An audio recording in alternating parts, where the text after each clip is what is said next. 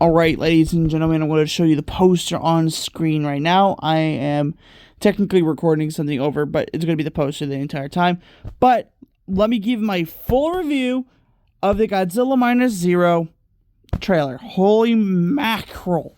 This trailer changed me. This movie looks practically insane. We only got 47 seconds of it. And I'm deeply in love with it. And we have only gotten 47 seconds of it. So it starts off with the whole, like, it's the United States, not even the Japanese, it's the United States talking, which is different than the original -1 trailer.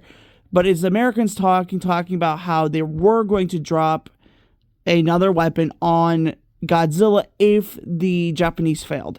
And it was, like, really interesting. So I've heard a lot of speculation, like Goji Guy and stuff we're talking about. Maybe it could be something Oxygen Destroyer-esque in a way.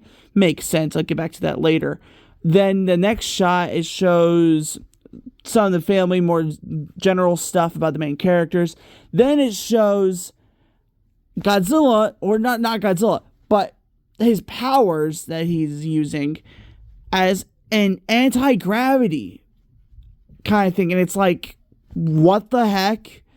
Why is he using anti-gravity stuff? Interesting. We've never had a Godzilla use anti-gravity, except for Space Godzilla. But this is obviously not Space Godzilla, so this is a first for Godzilla.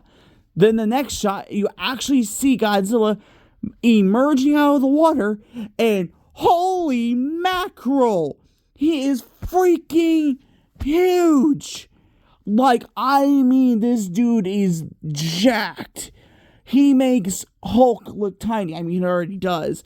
But he makes Hulk look tiny. His shoulders are broad. His face is giant. His dorsal plates are huge. His arms are longer than his normal arms. They're like human arms at this point. He could probably grab and wrangle somebody. And it's like, good God. We only see like 2 seconds of him.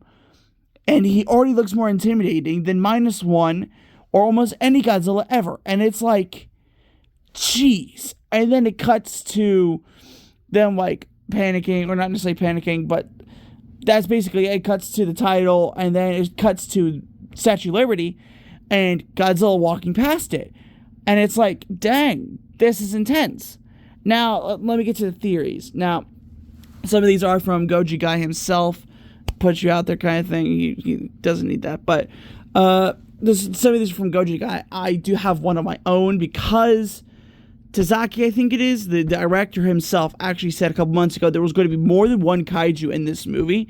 So it makes me think that maybe, because at the end of the trailer, you see the -1 Godzilla build. Not the -0 build, but the -1 build. Makes me think there's two Godzillas. Maybe the -0 being the bad guy and the -1 being the good guy kind of thing. Or both being a bad guy, but fighting each other for reasons in a way. Kind of like Godzilla Raids Again, where Godzilla was still a bad guy, but was fighting another bad guy. In a way, that kind of makes sense. So, that's what I'm generally thinking right at this moment, because of Tazaki saying there's more than one kaiju. If not that, then it's Mothra going to save the day, or something like that, or Ghidorah going to save the day, or something like that. Then this one is directly from Goji Guy himself. He said on his stream, I don't know if he'll post the theory itself, so I'm going to go ahead and say it. But credits to Goji Guy because he originally said this. The weapon that the Americans talked about in the beginning of the trailer, he thinks it is an American-made weapon that's not necessarily the Oxygen Destroyer, but is the source of Godzilla's anti-gravity power that they were going to drop on him to kill him. But instead, Godzilla goes to America. That's why you see him at the Statue of Liberty.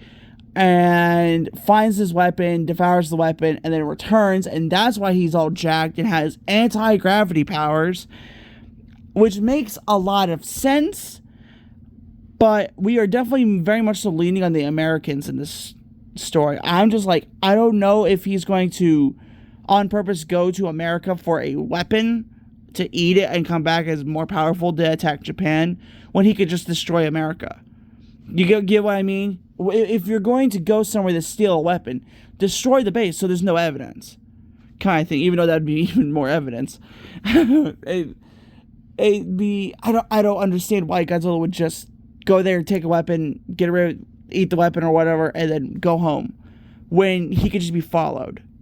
You get what I mean? So I'm more so leaning on there's two different Godzillas, and it's gonna be the first ever time Godzilla versus Godzilla, which would be so freaking cool.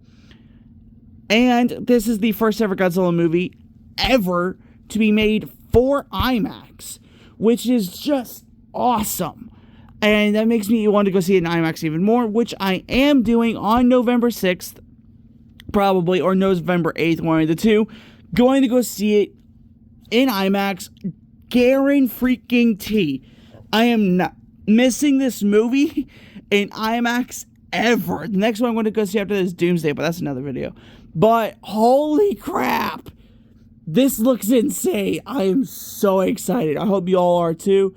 Don't forget to like and subscribe. I will be making more videos during CinemaCon, especially with the Marvel stuff that's coming out in 2 days, or if they do drop something for Supernova later today, I will be making a video about it. But other than that, I hope you all have an amazing, wonderful day, and I'll see you next time.